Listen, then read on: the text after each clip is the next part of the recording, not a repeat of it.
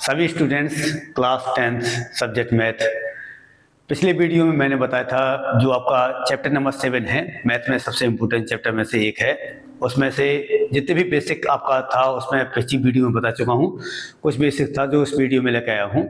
और मुझे पता है कि कहीं ना कहीं आपकी जो फरवरी मंथ में एनुअल एग्जाम चल रहे हैं, एनुअल एग्जाम में आपका जितने भी क्वेश्चन आते हैं 2 मार्क्स के, 3 मार्क्स के, 4 मार्क्स के, वो फॉर्मूले बेस पे ज़्यादातर सॉल्व हो जाते हैं। वो अधिकतर उन्हीं में से क्या है, फॉर्मूले से ही वो हैंडल आउट हो जाते हैं। और उन मल्टीपल चॉइस में से आपके 32 मार्क्स में तो मल्टीपल चॉइस के क्वेश्चन आते हैं। और मल्टीपल चॉइस के क्वेश्चन कौन कौन से आ सकते हैं इस चैप्टर से, 7 नंबर चैप्टर से, वो आइए मैं इस वीडियो में लेकर आया हूँ। और यह वीडियो आपके लिए उन मल्टीपल चॉइस के क्वेश्चन को सॉल्व करने में काफी हद तक योगदान देगी, मतलब रोल निभाएगी। देखिए आप यहाँ पर सबसे पहले हम जानेंगे, मैंने ये बता भी दिया था पिछली वीडियो में, एक्स क्या कहलाता है। एबीसीडी में सबसे पहले एक्स आता है, वाई बाद में आता है, इसीलिए एक्स को कहते हैं भुज, वाई को कहते हैं कोटि। मतलब एक्स को कहते हैं एब्ससिस का, वाई को कहते हैं ऑर्डिनेट।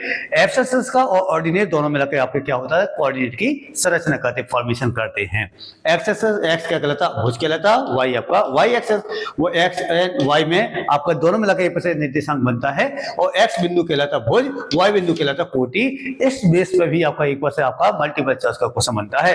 मान लीजिए उन्होंने दे दिया 2 और 3 में का है, 2 आपका क्या है, 3 क्या है, तो आपको बताना पड़ेगा।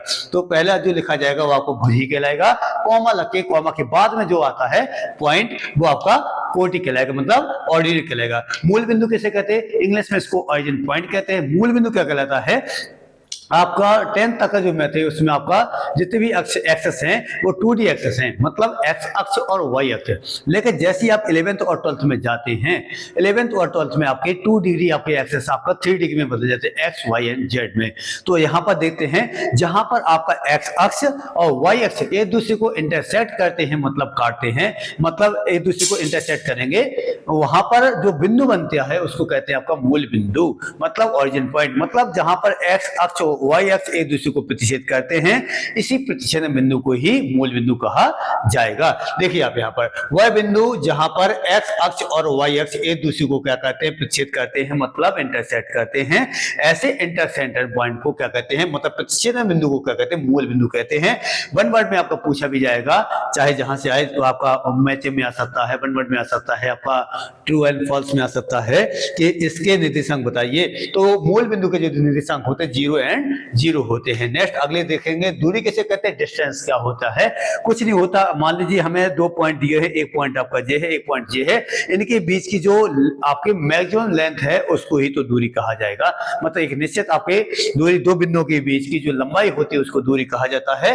2 बिंदुओं के बीच में, या 2 बिंदुओं के बीच की, या 2 बिंदुओं के 2 निर्देशांकों के बीच की जो मैक्सिमम लंबाई मतलब लेंथ होती है, मतलब मैक्सिमम आपकी लेंथ होती है, महत्तम मतलब अधिकतम जो लंबाई होती है उसको क्या कहा जाता है, दूरी कहा जाता है, डिस्टेंस कहते हैं। डिस्टेंस दूरी हमेशा क्या हो, ऑलवेज कैसी होती है, पॉजिटिव होती है। दूरी हमेशा धनात्मक होती है, दूरी कभी भी नेगेटिव नहीं हो सकती, मतलब कभी भी आपकी ऋणात्मक वैल्यू की नहीं हो सकती।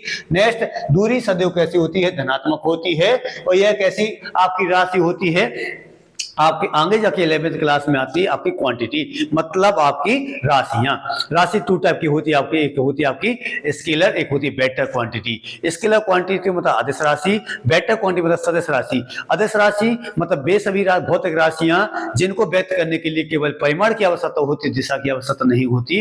अदिश राशियां कहलाती, मतलब स्केलर क्वांटिटी कहलाती है। मतलब इसको डायरेक्शन की किसी भी प्रकार की वैसे रिक्वायरमेंट नहीं रहती, ओनली 1 मैग्नीट्यूड चाहिए होता है, तो आपकी स्केलर क्वांटिटी। और जिनमें मैग्नीट्यूड के साथ साथ डायरेक्शन भी चाहिए होता है, मतलब दिशा के साथ साथ आपकी क्या है, परिमाण की आवश्यकता होती है, उसको सदिश राशियां कहते हैं। लेकिन दूरी तो यहाँ पर ठहरी कौन सी, दूरी कैसी राशि है, अदिश राशि है। मान लो हमें यहाँ पर एक आपका इस टाइप का मैंने यहाँ पर फॉर्मूला लिखा है, ये आपका 2 मार्क्स में क्वेश्चन भी वहां पर जब पेपर में आएगा तो उसमें लगाने के लिए बहुत रिक्वायरमेंट रहेगी, उसमें वेरी हेल्पफुल रहेगा। मान लो यहाँ पर ए और बी नाम के 2 बिंदु हैं, ए के निर्देशांक x1 और y1 है, बी के निर्देशांक x2 और y2 है।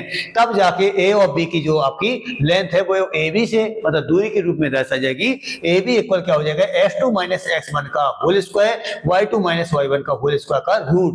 मतलब अगर हमें दो बिंदु दिए हैं, दो पॉइंट दिए हैं x1 और y1 नाम के, x2 और y2 नाम के, तब इनके बीच की जो डिस्टेंस रहेगी, दूरी रहेगी, रूट लगा करके x2 में से x1 को माइनस करके होल स्क्वायर करना है, प्लस y2 में से y1 को माइनस करके होल स्क्वायर कर देना है। नेक्स्ट जिस प्रकार यहां लिखा है, दूरी बढ़ाओ क्या, रूट में x2 माइनस x1 का whole of square plus y2 minus y1 का होल ऑफ स्क्वायर। एक आपका इस टाइप का दूरी में कभी कभी क्वेश्चन वन में पूछा भी जा सकता है, पूछा जा सकता क्या जाता ही है।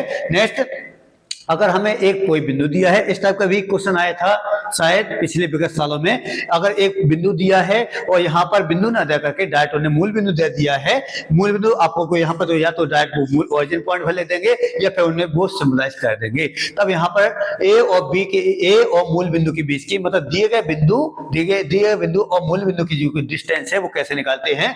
तब आपको कुछ नहीं करना, a0 ले देना यहाँ पर, जो यहाँ पर दिया है क्योंकि वो अंत आपके 2 मार्क्स में f2 और y2 है, तो f2 माइनस x1 का whole of square y2 minus y1 का होल ऑफ स्क्वायर। f2 क्या है भैया, यहाँ पे f2 तो आपका 0 है, x1 क्या है, x1 ही है, y2 क्या है भैया, यहाँ पर 0 है, y1 क्या है, y1 तो y1। इसका स्क्वायर किया तो 0 का कुछ नहीं, अब यहाँ पर क्या है माइनस का x, माइनस का हो चाहे प्लस का हो तो आपका स्क्वायर तो पॉजिटिव ही क्या वैल्यू प्रदान करेगी, गेन करेगी, गेट आउट करेगी यहाँ पर x1 का स्क्वायर प्लस y1 का स्क्वायर। ये क्या है यहाँ पर वन वर्ड में पूछा जाएगा कि मूल बिंदु से आपके किसी भी बिंदु की दूरी का सूत्र बताइए। तो डायरेक्ट आपको यहाँ पर ये भी लिख देना कि x1 का स्क्वायर प्लस y1 का स्क्वायर का रूट। यहाँ पर नेक्स्ट अगर हमें कोई लाइन सेगमेंट दिया है, लाइन सेगमेंट में आपको 2 पॉइंट गिवन है, मतलब ए जिसके ए पॉइंट के जो आपके पॉइंट है x1 एंड y1 है, बी के x2 एंड